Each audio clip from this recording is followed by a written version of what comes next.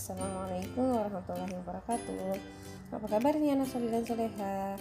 Alhamdulillah, hari ini kita akan memulai pembelajaran kita ya. Baiklah, sebelum kita belajar, marilah kita sama-sama berdoa. A'udzu billahi minasyaitonir rajim. Bismillahirrahmanirrahim. Rabbi zidni ilman warzuqni fahma. Ya Allah, tambahkanlah ilmuku dan berilah aku pemahaman yang baik. Amin. Baiklah, kita mulai pembelajaran kita, yaitu tema 5 wirausaha, subtema 2 dan pembelajaran 5. Tujuan pembelajaran kita kali ini yang pertama, mengidentifikasi komoditas yang diekspor Indonesia ke berbagai negara ASEAN secara tepat. Yang kedua, menyajikan informasi tentang komoditas yang diekspor Indonesia ke berbagai negara ASEAN secara terperinci. Yang ketiga, menyajikan berbagai contoh keberagaman wirausaha dalam kehidupan sehari-hari secara terperinci. Jadi ada 3 tujuan pembelajaran kita kali ini. Ya, anak soleh dan soleha, karya seni batik dan gerabah adalah 2 komoditas yang sudah diekspor Indonesia ke berbagai negara. Apakah kamu mengetahui komoditas lain yang diekspor Indonesia ke berbagai negara di lingkup ASEAN? Ayo presentasikan informasi yang telah kamu peroleh tentang hal tersebut.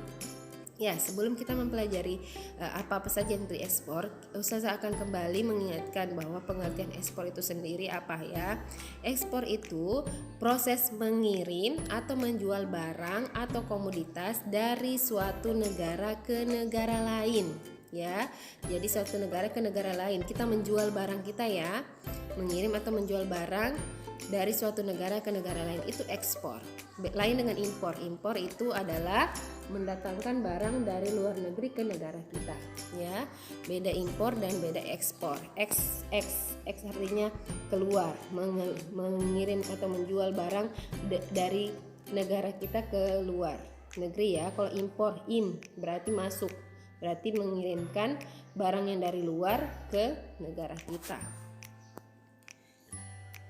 Nah, keuntungan ekspor itu sendiri dibandingkan impor, yang pertama, memperluas pasar bagi produk Indonesia.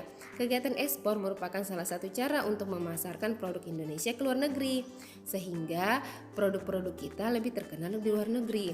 Masih ingat kan kalau kalian jalan-jalan di Singapura, coba lihat barang-barang yang ternyata kalian beli itu ternyata made in Indonesia, ternyata terbuat dari Indonesia juga, dan banyak barang-barang yang juga kita bisa ekspor di luar seperti di Jepang itu sangat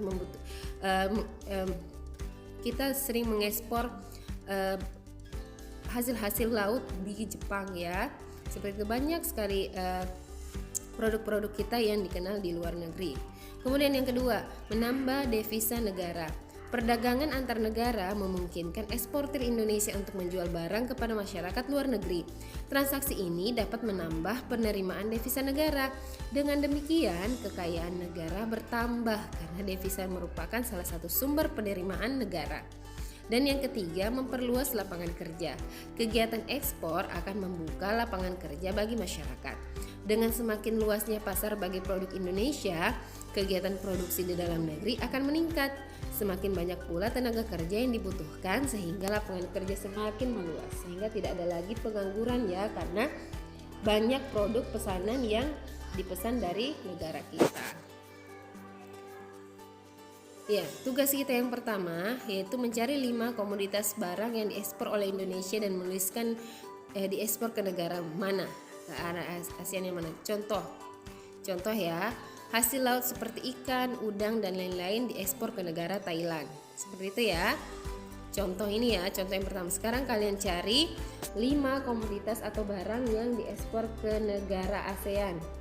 Kayak seperti ini ya contohnya. Dan ini contohnya. Nah, muatan yang kedua, sekarang kalian perhatikan teks bacaan tersebut ya, tentang usaha Ibu Made Yuliani berikut ini. Raga, Sukma dan Semesta. Perjalanan Ibu Made Yuliani menggagas, membuat dan memperjuangkan Bali Tangi sebagai produk lokal, didasari ketulusan dan keinginan luhurnya untuk mewujudkan masyarakat yang hidup sehat selaras dengan alam. Dengan pengalamannya berpuluh tahun sebagai bidan, beliau menyadari betul pentingnya proses menyehatkan jiwa raga sekaligus merawat lingkungan. Selain putri Sebagai putri Pulau Dewata, ia terbiasa hidup dalam keyakinan bahwa alam semesta amatlah kaya dan akan warisan untuk dikembangkan dan bukan dihabiskan demi manfaatnya bagi masyarakat luas. Nah, ini kelanjutannya ya. Kelanjutannya kalian baca di halaman 113 sampai 114. Setelah kalian membacanya, kalian akan menjawab pertanyaan. Nah, itu tugas yang kedua. Sebelumnya kalian menjawab pertanyaan, tugas yang kedua kalian harus tahu dulu keuntungan ekonomi wirausaha memiliki beberapa manfaat untuk kita diantaranya. Jadi beragam wirausaha yang ada di kehidupan sehari-hari kita memiliki keuntungan. Ya, yang pertama, memenuhi kebutuhan manusia yang sangat beragam jenisnya. Jadi banyak sekali beragam jenisnya ya. Kita mau makanan kuliner ini, mau baju ini, mau aksesoris yang ini. Jadi memenuhi kebutuhan manusia yang sangat beragam jenisnya. Yang kedua, meningkatkan kesejahteraan masyarakat sekitar tempat wirausaha. Yang ketiga, menciptakan inovasi baru yang bermanfaat. Yang keempat, membantu pembangunan nasional dalam bidang ekonomi. Yang kelima, mengurangi pengangguran.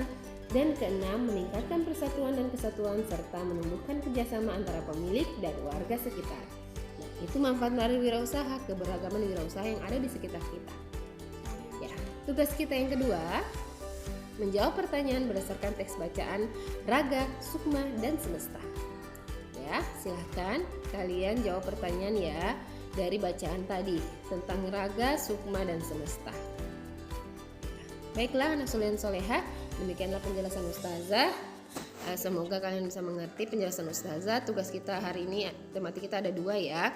Yaitu pertama tadi menentukan mencari 5 komoditas barang yang diekspor dari negara kita ke negara di lingkup ASEAN.